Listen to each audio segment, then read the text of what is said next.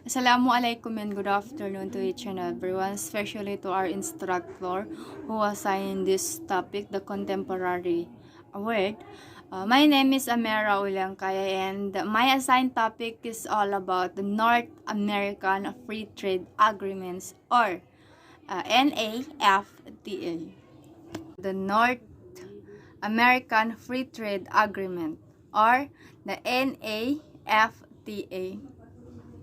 When we talk about the North American Free Trade Agreement, the North American is which was enacted in 1994 and created a free trade zone for the Mexico, Canada, and the United States. It is most the important feature in the U.S.-Mexico bilateral and commercial relationship. As of January 2008, all of traffics and quotas are eliminated on the U.S. Export to Mexico and Canada under the North American Free Trade or NAFTA. The North American Free Trade Agreement was implemented on 1994 to encourage the trade between U.S., Mexico, and Canada.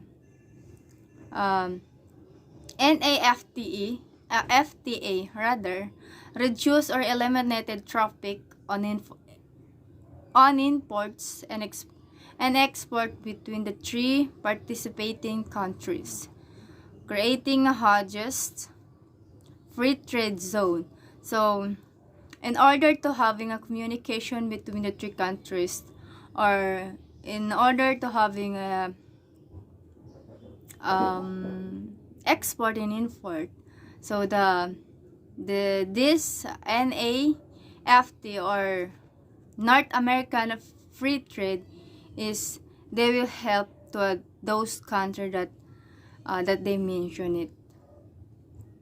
The side agreements to the North American Free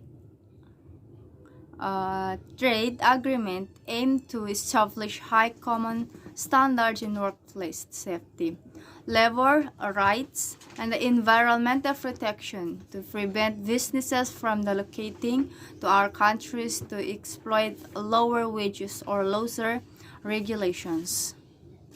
The United States Mexico Canada Agreement USMCA, which was signed on November 30, 2018 and went into a full force on July 1, 2020, replaced a North American Free Trade Agreement. North American Free Trade Agreement was the controversial agreement by some of measure trade growth and investment. It improved the U.S. economy by others' employment, balance of trade. It is hurt the economy.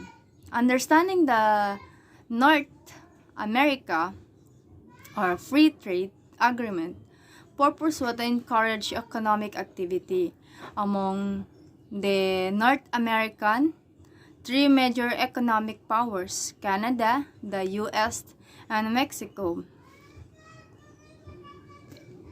Proponents of the agreement believed that it would benefit the three nations involved by promoting freer trade and lower traffics among Canada, Mexico, and the United States. So we have here the history of global market integration. Integration rather shows the relationship of the firm in the market. The extent of integration influences the conduct of the firms and consequences their marketing efficiency. The behavior of the higher integrated market is different from that of one distinguished market. Markets differ in the extent of integration, and therefore there is a variation in their degree in efficiency. So, according to Coles and Ohi, have the defined market integration as a process which refers to the expansion of films by the consolidating additional marketing functions and activities under the single management. Like for example, the market integration or the establishment of the wholesaling facilities by the food retailer and the setting up of another plant by a milk processor. In each case, there is an concentrations of decision making in the hands of a single management. In agricultural resolutions,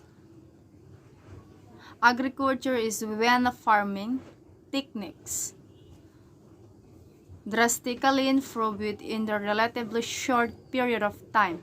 This leads to a greater production of foods. Before the Industrial Revolution, agriculture workers labored 6 days a week, from sun up to sundown, just to keep their crops growing. The one certain seasons were more demanding than others, specifically the plowing and the harvest season. And number 2, because of the intensity and necessity of agricultural labor, it was the largest employment sources in Europe. And number 3, men, women, and children work side by side to feed the country. Through the labor was difficult, agriculture work became the largest sources of employment because of the self-supply benefit, which is the ability to stock their own food, store, through their own work. Because of the difficulty of the agriculture work, it became necessary to innovate the agriculture industry, thus beginning the agricultural revolution, which arguably started in the 18th century. The agricultural revolution helped bring about the industrial revolution through innovations and invention that altered how the farming processes work. This new process in turn create a decline in both the intensity of the work and the number of agricultural laborers needed. In industrial revolution, in modern history, the process and changes from agrarian and handicraft economy to one dominated by the technological change introduced the novel ways on working and living and fundamentally transform society. This process began in the Britain in the 18th century, and from there spread to other parts of the world. Although used earlier by the French writers, the term industrial revolution was first popularized by the English economic historian.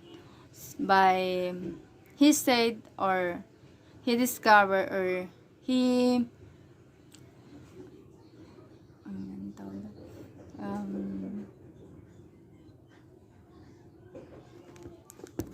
invert or convert by Arnold Toynbee on 1852 to 83 to describe the Virgin economic development from the 1760 to 1840.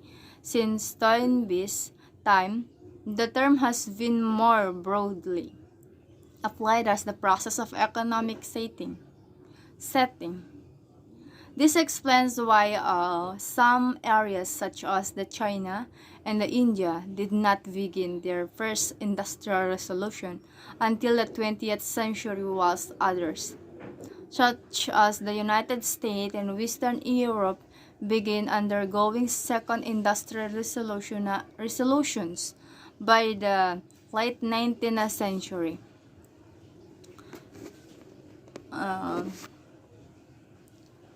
By the year or by the time of the capitalism and socialism, the term capitalism and socialism are both used to describe the economic and political system. On a theoretical level, both of those economic terms also describe specific schools of economic truth. One of the most fundamental differences between the systems of capitalism and socialism lies in the scope of government interventions with an economy. Socialism is a socialist economy. The state owns and controls the major means of production. And some socialists or a person that work it, economy models, worker cooperatives owned and operated the primary means of production. A worker cooperative is a firm that is owned and self-managed by these workers. And when we talk about socialisms, it's a socialist economy. The state owns and controls the major means of production. Okay. We have the key takeaways. The capitalisms and economic model relies on the free market condition for the creation of the wealth.